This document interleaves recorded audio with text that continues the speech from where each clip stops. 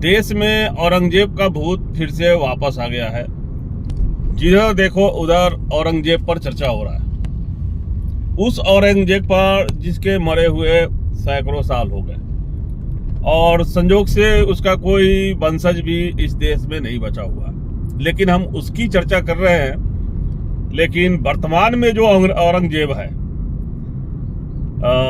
जो मानवों पर जुल्म कर रहा है, इंसानों पर जुल्म कर रहा है, जो जाति और धर्म के नाम पर जुल्म कर रहा है, उस औरंगजेब की बात नहीं कर रहे हैं।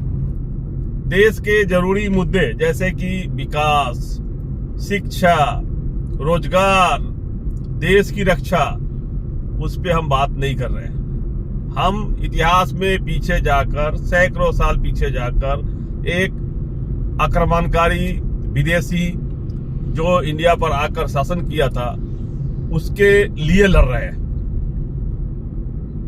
मेरा सोचना है, और मैं जब देखता हूं इतिहास को तो ये महसूस करता हूं कि औरंगजेब को इंडिया में समर्थन किसने दिया था। वो जो कायर राजपूत राजा थे, वो बेईमान राजपूत राजा, वो चोर राजपूत राजा, जो औरंगजेब और मुगलों के साथ और अंग्रेजों के साथ मिलकर भी सत्ता में बने रहे। एक राजा मान सिंह था जो अपनी बहन का ब्याह कर दिया था अकबर से, और अकबर का सिपहा सलार, जो चीफ आर्मी का जनरल होता है, वो बन गया था। और वो बेईमान महाराणा प्रताप के साथ जाके युद्ध किया, और उस महाराणा प्रताप को, जिसको आप कहते हो कि बहुत प्रतापी राजा था, तो उसके साथ युद्ध किया। तो आप सोचो, ग्वालियर का राजा जो अभी मंत्री है भारत सरकार में, उनके वंशज सिंधिया परिवार, अंग्रेजों का साथ दिया था रानी लक्ष्मीबाई के खिलाफ। रानी लक्ष्मीबाई जब स्वतंत्रता के आंदोलन में कूदी तो उनको हार का सामना करना पड़ा, क्योंकि सिंधिया परिवार अंग्रेजों के साथ मिले हुए थे। तो देश में हर दौर में बेईमान लोग पैदा होते हैं, चोर पैदा होते हैं, आक्रमणकारी पैदा होते हैं, जिसका मुख्य काम होता है सत्ता में बने रहना, और सत्ता में बनकर मलाई खाना, देश लूटना। कायर होते हैं क्योंकि वो अकेले कुछ कर नहीं सकते, तो वो सोचते हैं कि कौन मजबूत है उसके साथ हम जुड़ जाए, और मजबूत के साथ मिलकर देश लूटते हैं। तो मेरा मानना है कि असली औरंगजेब कोई और है। वो आप कहेंगे कि ये क्या कह रहा है, असली औरंगजेब कोई और है। कौन है औरंगजेब?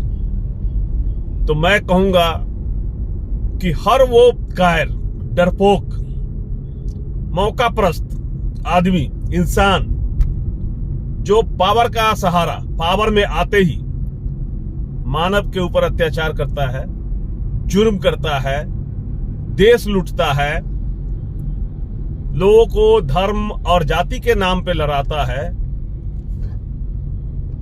ऊंची जाति के लोग छोटे जाति के लोगों को कुछ भी नहीं समझता है, उसके साथ अत्याचार करता है, उनके संसाधनों को लूटता है, उनके हक को लूटता है, वो सब औरंगजेब है। सब के सब औरंगजेब है, मैं यही कहूंगा। और मजबूत कोई नहीं होता।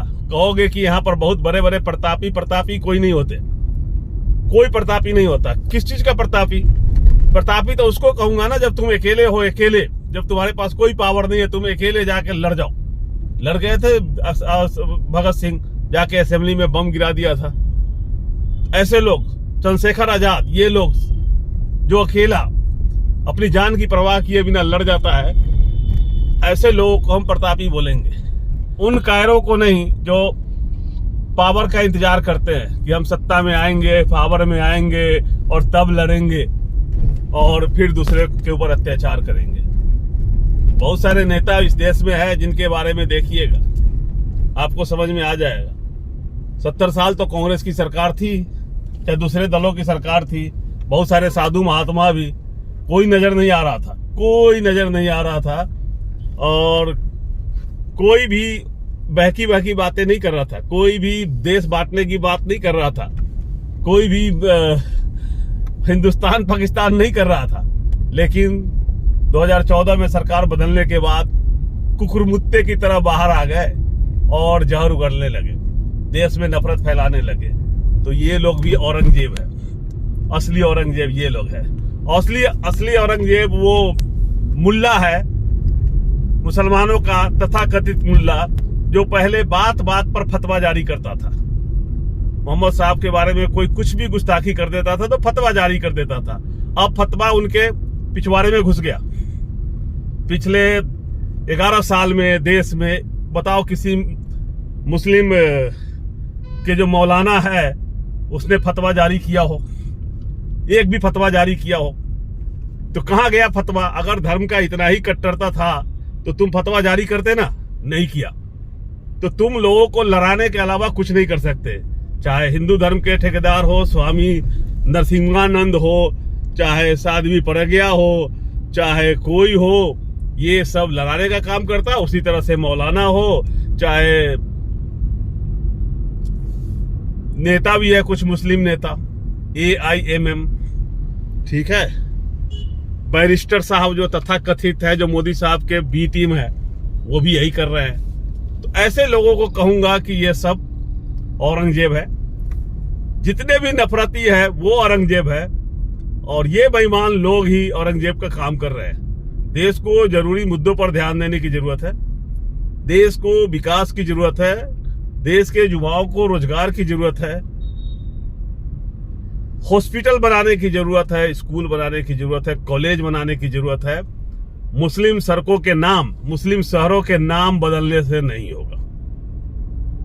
करना ही चाहते हो तो भारत में बुर्ज खलीफा बनाओ, बना सकते हो? नहीं। उससे भी ऊंची बिल्डिंग बनाओ, बना सकते हो? नहीं। तो चोचलेबाजी करो बंद, बकवास करो बंद, और देश को आगे बढ़ने दो। मैं यही कहूंगा। आप सब मेरी बातों पर सोचना और बताना कमेंट में कि असली औरंगजेब कौन है, असली मुगल कौन है, असली अत्याचारी अंग्रेज कौन है। आपको जब जवाब मिलेगा तो आप समझ जाएंगे कि मैं ये वीडियो क्यों बनाया था। मिलते हैं अगले वीडियो में, तब तक के लिए बाय बाय। जय हिंद, जय भारत।